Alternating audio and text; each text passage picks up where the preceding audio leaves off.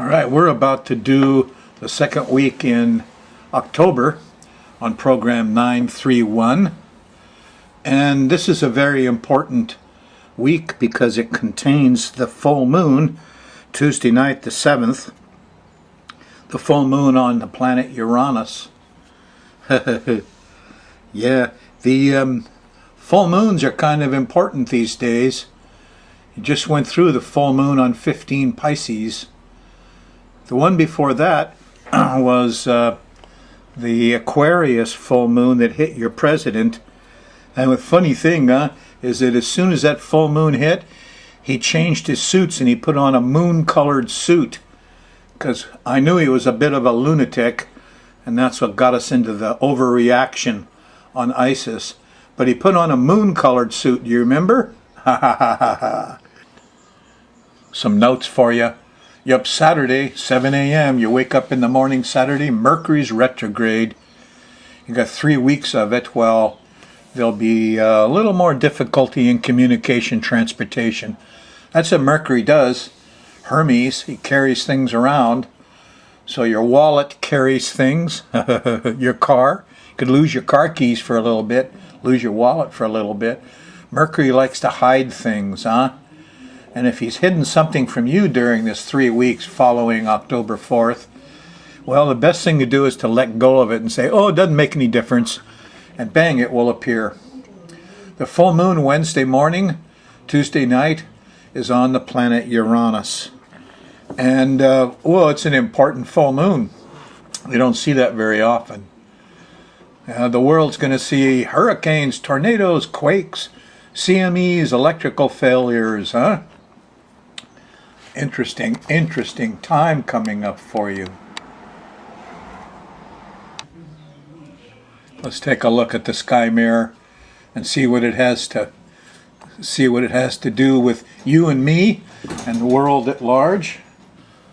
So the sun is going from 10 degrees to 20 degrees of Libra, which means that on Saturday it's going to square Pluto. Eek, a bug.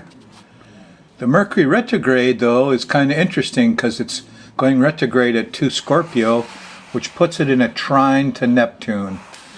So the kids may be singing songs, and there could be some spiritual, artistic enlightenment in store for you. Jupiter here in Leo, going from 16 to 18 degrees, squaring Saturn. Old Saturn's at 21 to 22. So these are the liberals and the conservatives, and you can't expect Congress to do anything but get locked up in a square. Squares are obstacles, so can't get nothing done. Well, this is an important full moon for me because there's indications that we're going to catch some wind damage in Hawaii. But I got to be a little careful because Saturn here is opposing my personal planet that rules my 10th house of career, which is Uranus. I'm an astrologer. And so when Saturn squares your ruler of your 10th, lots of times you're embarrassed. And so I could be off on this prediction. I'm going to have to just take it as it comes. The last one, when the little hurricane hit Mauna Loa, I think I predicted mostly a rain event, and so I was a little bit wrong on that, but I was a little bit right. No hurricane is ever the same. No, they're all different. They're unusual, very unusual creatures, these Aquarian things. That's what a hurricane, an earthquake, they're all the sons of Urania, and they happen real suddenly, huh? And they make you feel very alone, or they make you feel very together. It creates brotherhood, believe it or not. When all the electrical lines are down, you wind up meeting your neighbors. It's kind of neat in that respect. Now, if you've got any planets in the middle of cardinal signs, that's Aries, Libra, Capricorn, Cancer, you could feel a little shaky. You could feel some of the symptoms of Uranus, a little shakiness, a little feeling of aloneness. But we will check and see if we can figure out where in the world these things are going to localize. That's the trick of it. Nobody's really done that very well, and I've been working on it for years. So the world is in for some shakings and some twirlings after this full moon Tuesday night here in Hawaii. And we'll try to figure out where as we go along. Let's check it day by day. We're going to run the moon around the edge of this planetary pattern. Moon goes around once a month, and when it goes through the signs and makes angles to the planets, it generates the mood of the times. And on Friday, well, actually Thursday night, if you're on the Thursday night show, here about 9-10 o'clock, the moon shifted into Aquarius, becomes a little bit electric, and you'll understand astrology and science and numbers better. But Friday morning, early, well, this is 2 a.m. in the morning in Hawaii, there's a square to Mercury, and you'll lose the keys, and these things could, well, it's a little bit early yet. It isn't happening till the 4th, but this is close enough.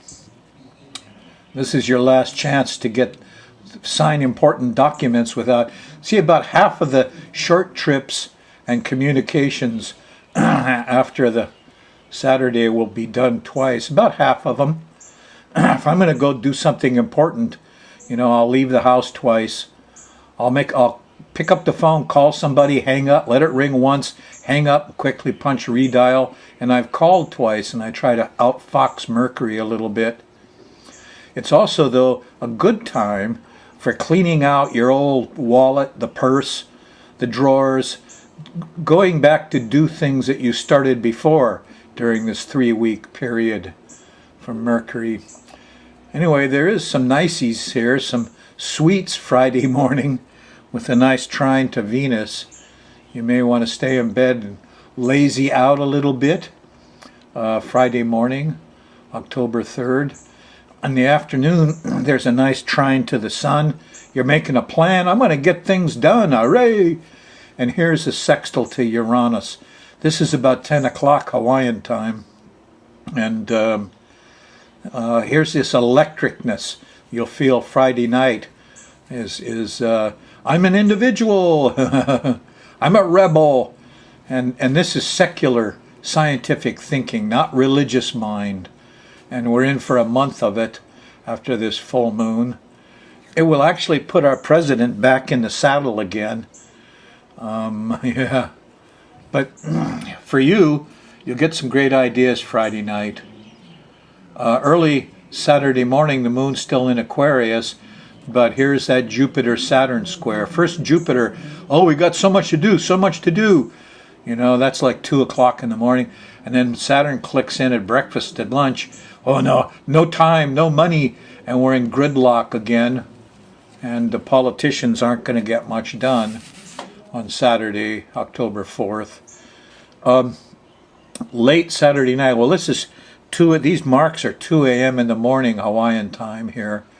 So here's Mercury, and he's in real harmony, even though he's gone retrograde here on Sunday morning. Of course, this is 2 a.m. in the morning. There's some good church vibes here. Yeah.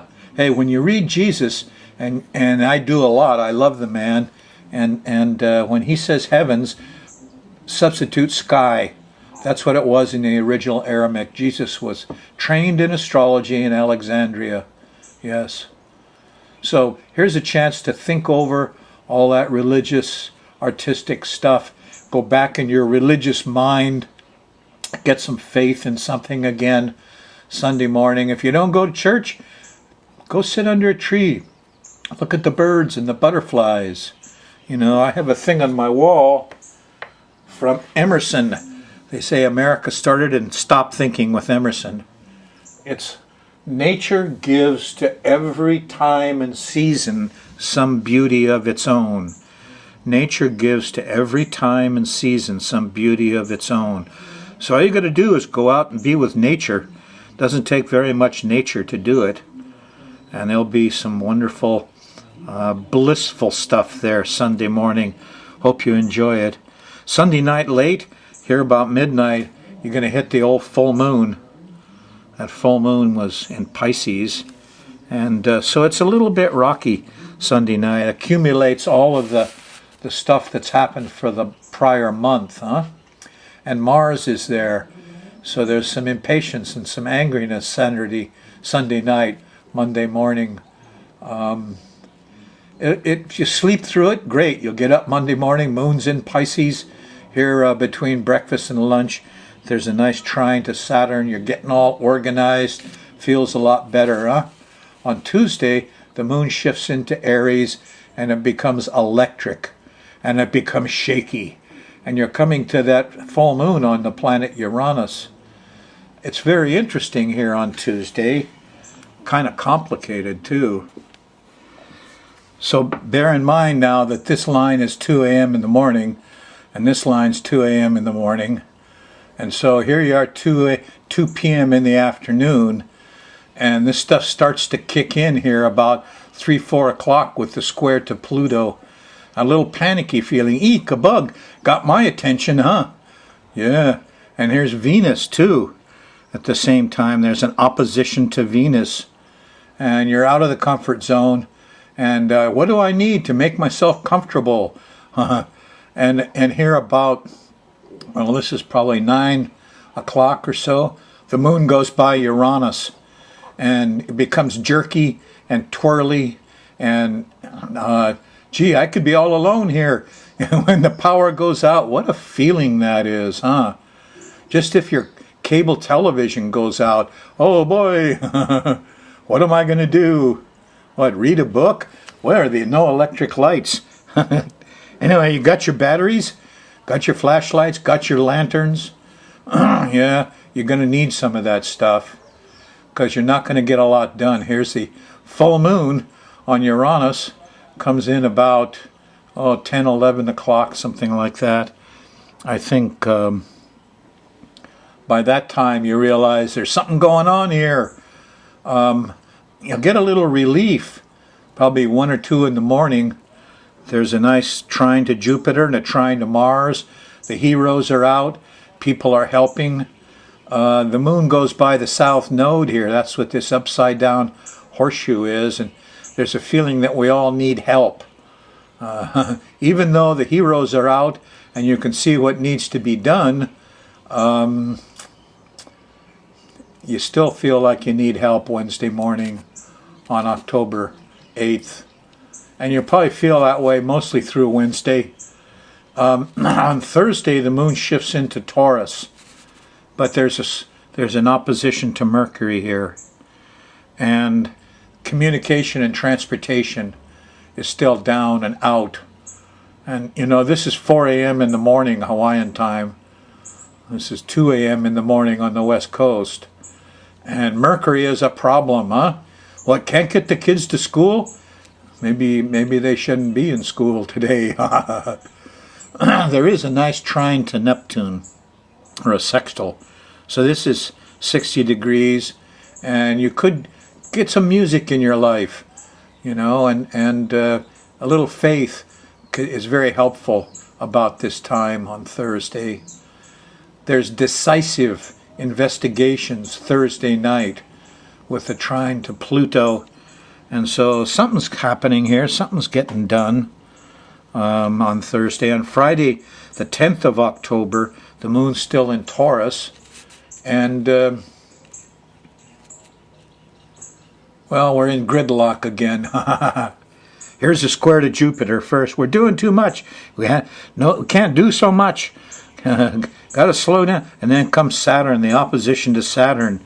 And we're freezing cold. We're stuck. Here's gridlock again, see? And this could all be the result of that horrendous Tuesday, Wednesday. You could still be stuck here Friday and not be getting much done.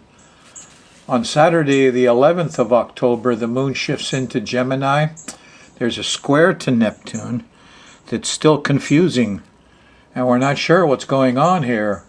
That happens about the middle of the day.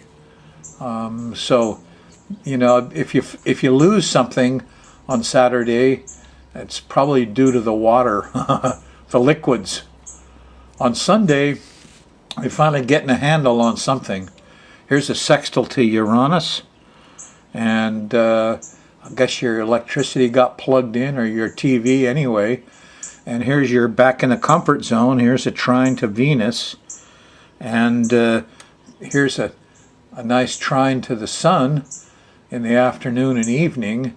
So we're back in gear, we're getting things done, our plans are starting to work out again. But here is an opposition to Mars. We don't want to go out and do all that physical stuff, and there's a little anger here and impatience, huh? Ask yourself what you're protecting on the 12th of October. Yes, in this shaky second week of October. Your world shaking a little bit? Usually this is wind damage, huh? And sometimes it's just, of course we got a Pluto component there, but I think the lava is incidental to what's happening here with the wind.